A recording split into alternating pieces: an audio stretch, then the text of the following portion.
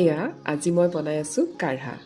কাহ চৰ্দি হ'লে যে চাহৰ নিচিনাকৈ খায় সেইটো বস্তু মোৰতো চৰ্দি লাগিছেই লগতে দৰি আৰু লিডিৰো অলপ কাহ চৰ্দি হৈছে এনেদৰে কাঢ়া বনাই বনাই দুইটাকে এইকেইদিন খুৱাই আছোঁ যাৰ কাৰণে সিহঁতে যথেষ্ট আৰামো পাইছে প্ৰথমে এনেদৰে পানী গৰম হ'বলৈ দিছোঁ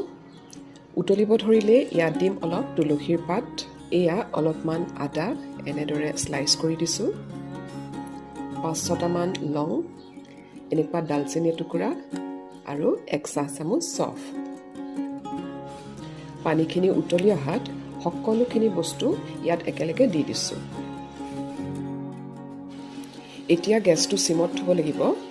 আৰু গোটেইখিনি বস্তু সিজি সিজি প্ৰায় আধা হৈ যাব লাগিব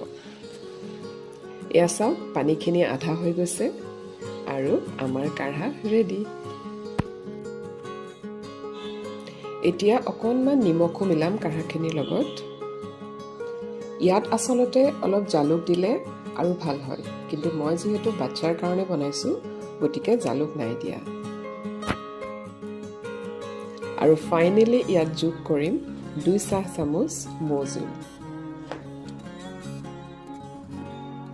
সকলোৱে জানে বাচ্চাক ভাল বস্তু এটা মানে হেলদি বস্তু এটা খুৱাবলৈ অলপ বুদ্ধি খটাবলগীয়া হয় সো মই এই ষ্ট্ৰ দুডাল কাপ দুটা দি দিছোঁ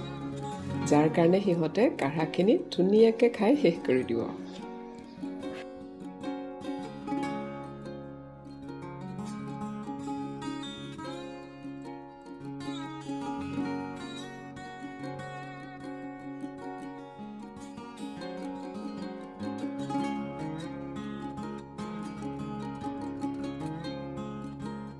ডিঙিটো ভাল লাগি গৈছে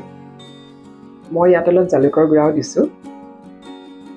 আপোনালোকেও আপোনালোকৰ ল'ৰা ছোৱালীক এনেদৰে বনাই খুৱাবচোন কাহ চৰ্দি হ'লে যথেষ্ট উপকাৰী কিন্তু